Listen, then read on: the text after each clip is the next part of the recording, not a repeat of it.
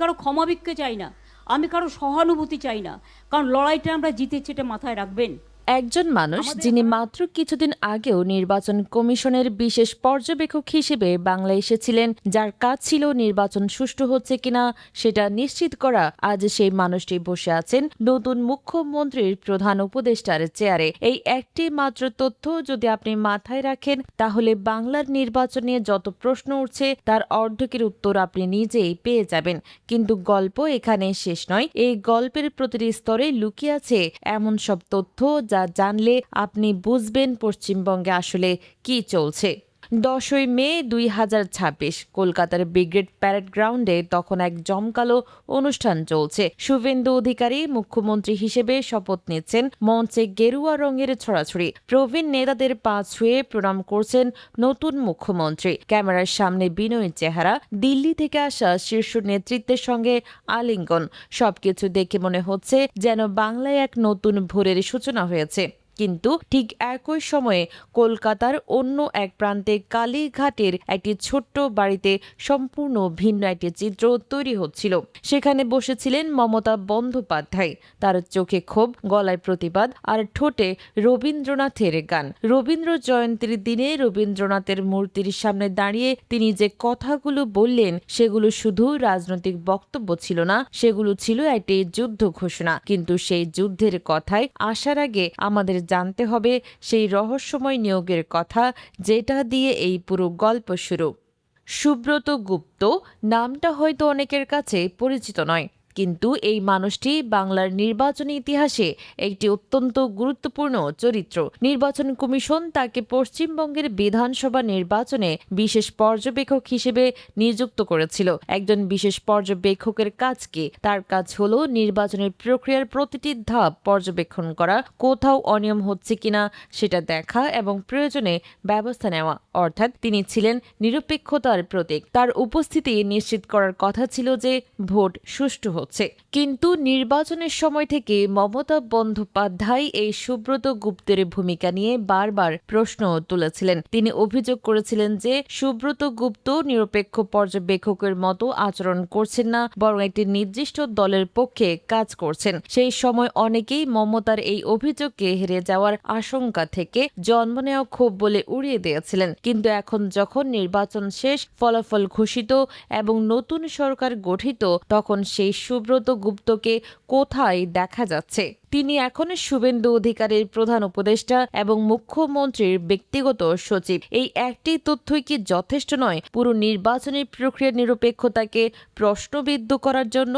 এখন ভাবুন, একটু ঠান্ডা মাথায় ভাবুন। একজন মানুষ যিনি নির্বাচনের সময় নিরপেক্ষ পর্যবেক্ষক ছিলেন, নির্বাচন শেষ হওয়ার সাথে সাথে তিনি বিজয়ী দলের মুখ্যমন্ত্রীর সবচেয়ে কাছের মানুষ হয়ে গেলেন। এটা কি কাকতালীয়, নাকি এটা আগে থেকেই পরিকল্পিত ছিল?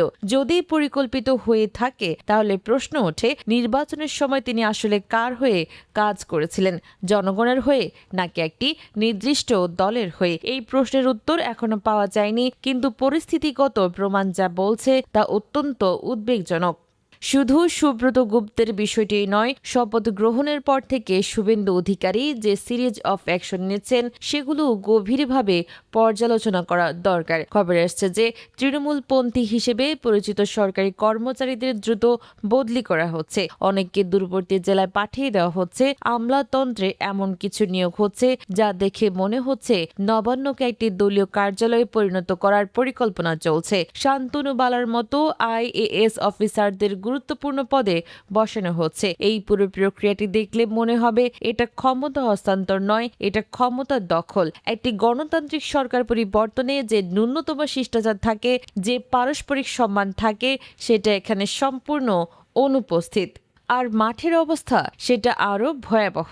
নির্বাচনের ফলাফল ঘোষণার পর থেকে রাজ্যের বিভিন্ন প্রান্তে তৃণমূল কর্মীদের উপর যে হামলা চলছে, তার বিবরণ শুনলে গায়ের লোম খাড়া হয়ে যায়। পার্টি অফিসে আগুন, কর্মীদের বাড়িতে ভাঙচুর, রাস্তায় ধরে মারধর, আর পুলিশ যেন হঠাৎ করে অন্ধ ও বধির হয়ে গেছে। তারা দেখছে কিন্তু দেখছে না, শুনছে কিন্তু শুনছে না।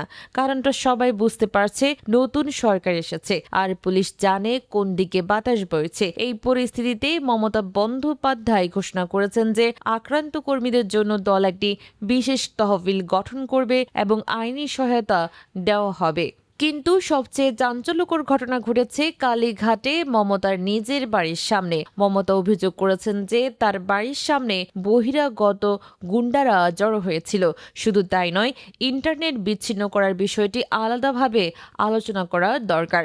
মমতা জানিয়েছেন, কোনো পূর্ব নোটিশ ছাড়াই তার ফোনের সিগন্যাল এবং ইন্টারনেট সংযোগ বন্ধ করে দেওয়া হয়েছে। একজন প্রধান বিরোধী নেত্রী, যিনি এতদিন রাজ্যের মুখ্যমন্ত্রী ছিলেন, তার যোগাযোগ ব্যবস্থা এইভাবে বিচ্ছিন্ন করে দেওয়া, এটা কোন ধরনের গণতন্ত্র?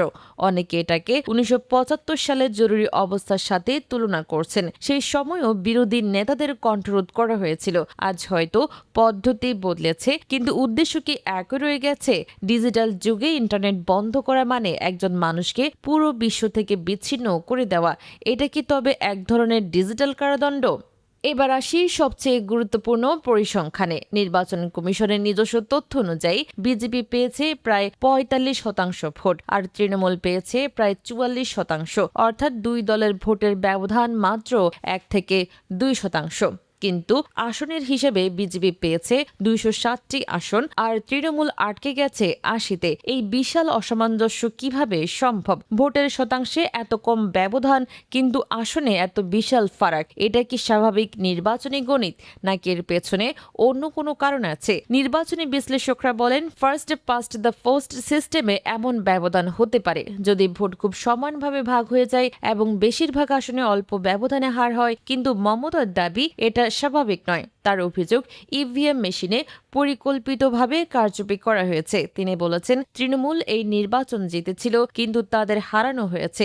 এই পুরো পরিস্থিতির মধ্যে আরো একটি অদ্ভুত ঘটনা ঘটেছে, যেটা অনেকের চোখ এড়িয়ে গেছে। গত 15 বছরে সিপিএম এর মুখপত্র গণশক্তি পত্রিকায় কোনো সরকারি বিজ্ঞাপন ছাপা হয়নি, কিন্তু শুভেন্দু অধিকারী শপথ নেওয়ার পর সেই পত্রিকায় হঠাৎ করে মোদি, শুভেন্দুর ছবি সহ বড় বড় বিজ্ঞাপন প্রকাশিত হয়েছে। এটা কি ইঙ্গিত দেয়? বামপন্থী দল এবং বিজেপি, যারা একসময় পরস্পরের চরম রাজনৈতিক প্রতিপক্ষ ছিল, তারা কি এখন নীরবে হাত মিলিয়েছে?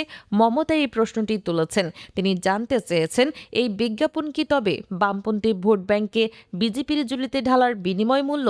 যদি তাই হয়, তাহলে বাংলার রাজনীতিতে একটি অত্যন্ত বিপজ্জনক আঁতাত তৈরি হয়েছে, যেখানে মতাদর্শের কোনো মূল্য নেই, আছে শুধু ক্ষমতার লোভ।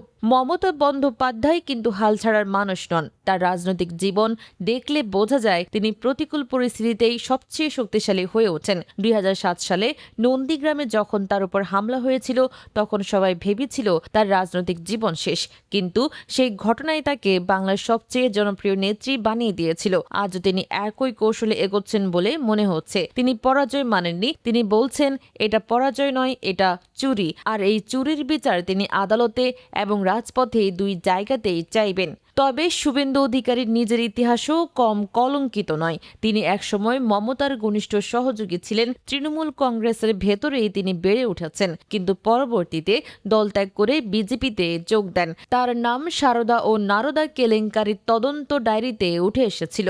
অনেকে তাকে রাজনৈতিক ওয়াশিং মেশিন বলে কটাক্ষ করেন, কারণ দল বদলের পর তার বিরুদ্ধে সব অভিযোগ যেন রহস্যজনকভাবে ঝিমিয়ে পড়েছে। সেই মানুষটি আজ বাংলার সর্বোচ্চ ক্ষমতায় বসে দুর্নীতি দমনের কথা বলছেন। ব্রিগেডের মঞ্চে প্রবীণ নেতাদের পাঁচে বিনয়ী ভাবমূর্তি তৈরি করার চেষ্টা করছেন, কিন্তু বাংলার মানুষকে সত্যি এত সহজে ভুলে যাবে? এই পুরো পরিস্থিতি বিশ্লেষণ করলে কয়েকটি বিষয় স্পষ্ট হয়ে ওঠে। প্রথমত, বাংলার এই নির্বাচন এবং তার ফলাফল নিয়ে গুরুতর প্রশ্ন রয়ে গেছে, যার উত্তর এখনো মেলেনি। দ্বিতীয়ত, নতুন সরকার গঠনের পর যে ধরনের প্রতিশোধমূলক রাজনীতি শুরু হয়েছে, তা একটি গণতান্ত্রিক রাষ্ট্রে সম্পূর্ণ অগ্রহণযোগ্য। তৃতীয়ত, বিরোধী নেত্রীর যোগাযোগ ব্যবস্থা বিচ্ছিন্ন করা, তার বাড়ির সামনে হুমকি দেওয়া, এসব ঘটনা গণতন্ত্রের জন্য অশনি সংকেত। চতুর্থত, নির্বাচনী পর্যবেক্ষককে ক্ষমতা আসার পর পুরস্কৃত করা, এটি নির্বাচনী ব্যবস্থার বিশ্বাসযোগ্যতাকে তলানিতে নিয়ে গেছে। বাংলার মানুষ এখন একটি কঠিন সন্ধিক্ষণে দাঁড়িয়ে আছে। একদিকে নতুন সরকার যার বৈধতা নিয়ে প্রশ্ন আছে, অন্যদিকে একজন যোদ্ধা নেত্রী যিনি হার মানতে রাজি নন। এই দুই শক্তির সংঘর্ষে বাংলার সাধারণ মানুষের কি হবে সেটাই এখন সবচেয়ে বড় উদ্বেগের বিষয়। আগামী দিনগুলোতে আদালতে কি হয়, রাজপথে কি হয়, আর দিল্লি কি সিদ্ধান্ত নেয়, এই তিনটি বিষয়ের উপর নির্ভর করছে বাংলার ভবিষ্যৎ। মমতা কি সত্যি প্রমাণ করতে পারবেন যে ভোট চুরি হয়েছে, নাকি তার এই লড়াই শেষ পর্যন্ত একটি রাজনৈতিক প্রতিবাদে সীমাবদ্ধ থাকবে? সুব্রত গুপ্তের নিয়োগ কি আদালতের নজরে আসবে? এই প্রশ্নগুলোর উত্তর আমরা এখনো জানি না। তবে একটি কথা নিশ্চিত, বাংলার রাজনীতিতে যা ঘটছে তা শুধু বাংলার বিষয় নয়, এটি পুরো ভারতের গণতন্ত্রের জন্য একটি পরীক্ষা। আর এই পরীক্ষায় কে পাশ করবে আর কে ফেল করবে সেটা সময় বলে দেবে। আপনি কি মনে করেন এই নির্বাচন কি সত্যি সুষ্ঠু ছিল? সুব্রত গুপ্তের এই নিয়োগ কি একটি বড় ষড়যন্ত্রের অংশ? আপনার মতামত জানান কমেন্টে।